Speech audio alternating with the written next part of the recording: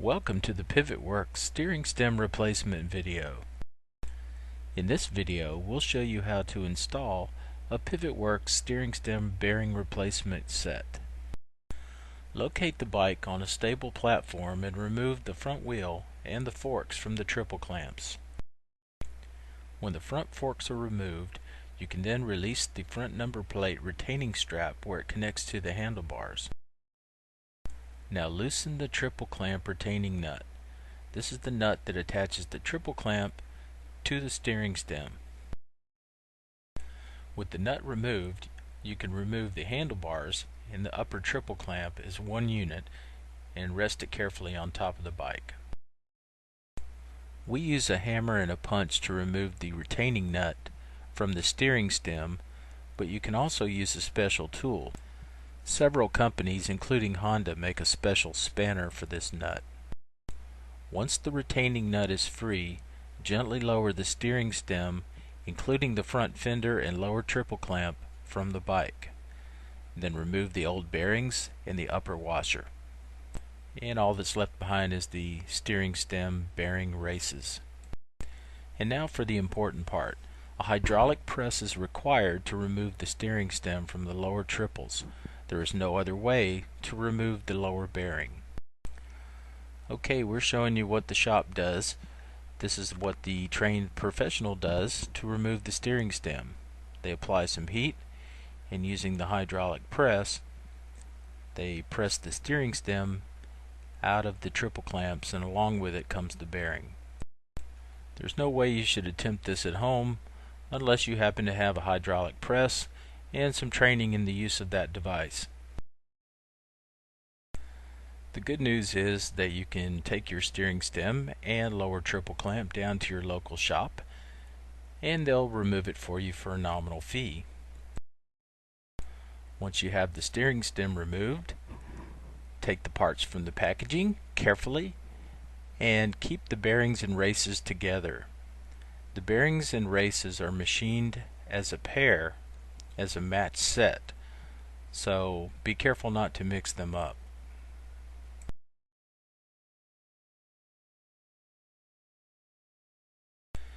And if you're doing the work yourself, this is a good time to go ahead and freeze the bearings.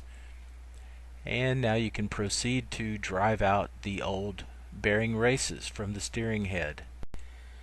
As you can see from the video, we use a long special tool, which is essentially a punch, to drive the bearing races out of the head. It doesn't take a whole lot of pressure to get these things out, but you want to be careful not to scratch the inside of the steering head assembly.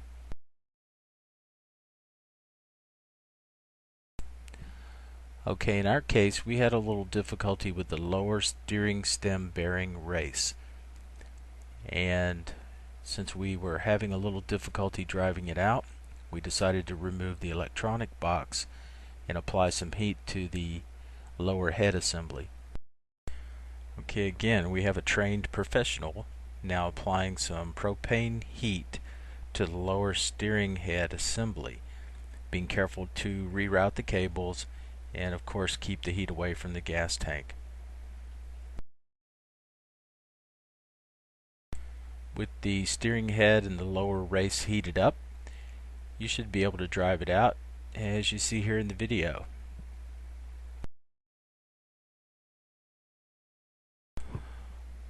And we skipped ahead here a little bit. We're already installing the lower bearing race using our bearing driver to make sure it stays in alignment and making sure, absolutely certain, that we have driven it in all the way. This is critically important. The bearing must be seated all the way in the frame, and the same goes for the top bearing race. If the bearing races are not seated properly all the way in the steering head, they will loosen as you ride, and the nut will continue to come loose, possibly while you're riding, resulting in injury or possibly worse. So absolutely make certain to drive these bearing races all the way into their stop position. Okay, you can see here from the video we're using a special purpose bearing driver that matches the outer diameter of the bearing race. You can, however, use a large socket as long as it matches the outer diameter exactly. The key is that you have to drive it in all the way and that it has to be even. And you can see the bearing race here, driven in all the way. It's important to note that it is below the level of the steering head. Now, once you've got the bearing races in place, it's time to pack the bearing with some good quality Bel-Ray lubricants, in this case some grease, and install the tapered bearings into the head along with the sealing washer that goes on the top. And the same thing for the bottom in the reverse order. And the next step is that our professional has frozen the steering stem before reinserting it into the lower triple clamp and before applying the hydraulic pressure from the press. And again, we're showing this for reference only. Unless you happen to be a professional and own a press, you won't be doing this part of the operation, but this gives you an idea how it works and how it should look when it's reassembled. You can see that the lower tapered bearing is in place, and now you're free to reinstall it into the steering head assembly and put the nut back on the top of the steering stem. And now we are tightening down the steering stem retaining nut using a punch and a hammer, which is the most common fashion. However, if you have a special spanner wrench, you can use that. And the trick to this step in the operation is to tighten down the nut to the point where it is securely in place and there's no up and down play in the steering stem, yet the steering head or the triple clamps are free to rotate smoothly. Okay, what our mechanic has done here is purposefully over tighten the nut and then backed it off until he got exactly the right feel on the triple.